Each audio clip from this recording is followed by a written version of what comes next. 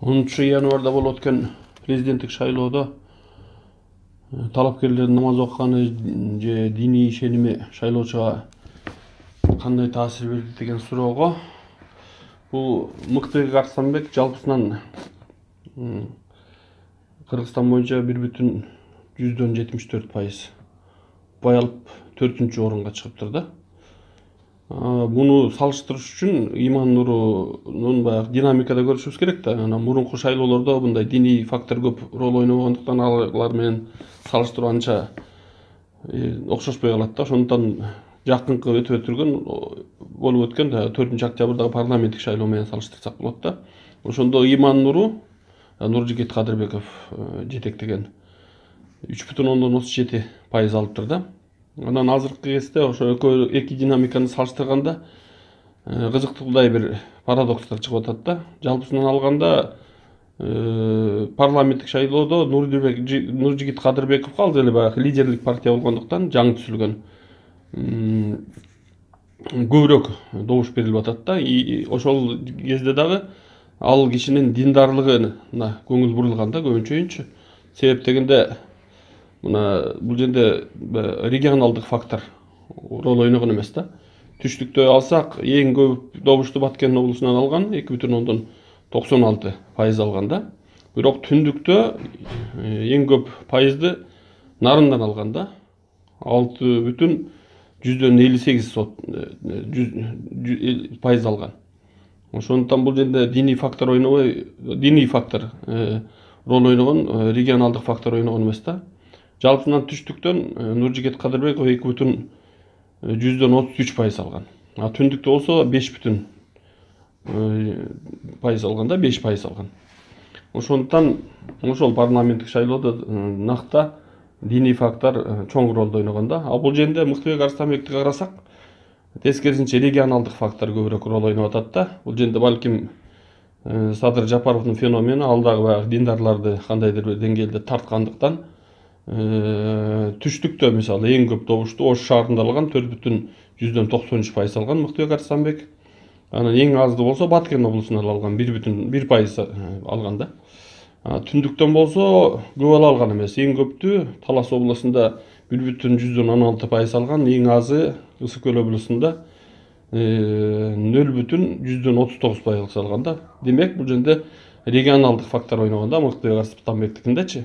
Жалпы Кыргызстан боюнча ошол 1,74% алган.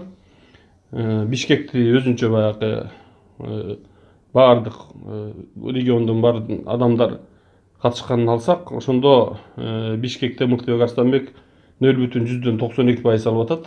Нуржигит Кадырбеков болсо 4,85% алып атат. Ошондуктан диний фактор могу 10-январда өткөн шайлоодо көп рол ойногон эмес. Тескерисинче бул нерсе азайган да. Жалпы элдин диний ишенимине бул жакында өткөн президенттик шайлоо таасир эттиби, эткен жокпу деген суроо боюнча эми таасир этүү аракеттери көп эле болду, бирок таасир берилдиби, берилген жокпу, ошону буга чейинки суроодо ошол жооп катары алсак болот. Таасир бери алган эмес. Эгер Сооронбай Жээнбековдун дагы буга чейинки президенттик шайлоодо намаз окуп атканы, шайлоо убагында чыкканынан кийин утуп алды деген болсок, кандайдыр бир таасир берилген болсо, азыркы кезде тескерисинче парламенттик буга чейинки 4-октябрдагы 2020-жылдагы парламенттик шайлоого салыштырганда таасир берүүсү азайган да, диний фактордун да. Андан кийин эң негизгиси мусулмандардын фрагменттешип, мисалы социалист, либерал, мекенчил, глобалист, батышчыл, орусчул болуп мындай бөлүнгөнү бул диний эме үчүн жакшы деп айтсак болот да. Саясий маданияттын мусулмандардын арасында да калыптанып аткан бир белгиси. Анткени саясий идеология мусулманчылыктан же динден чыгарбайт да адамды. Ошондой өзүнүн дүйнөгө жараша, мамлекеттин өнүгүүсүнө жараша көз караштары ар түрдүү болгону аябай жакшы көрсөткүч да. Эң негизгиси Кыргызстан исламчылык айрыкча фанатизм менен диний лидерге берилип кетүү бир стадиясынан өтүп кетти деп, коркунучунан өттү деп айтсак болот болуш керек.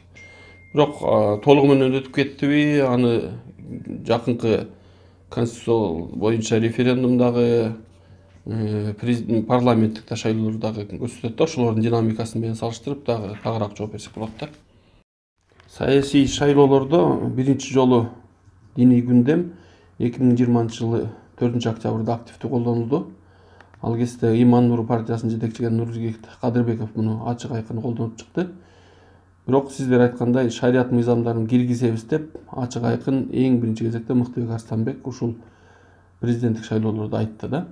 Эми экөөнүн алган добуштарына салыштырсак, бул мындай шариатты киргизүү чакырыктары тескерисинче мусулмандарды дагы, мусулман эместерди дагы үркүтүп, ойлонулган бир күтүлгөн натыйжа алган жок да Мыктыбек Арстанбек. Ошондуктан башкача дин менен коомдук саясий активизмди бириктирген, коомду бириктирген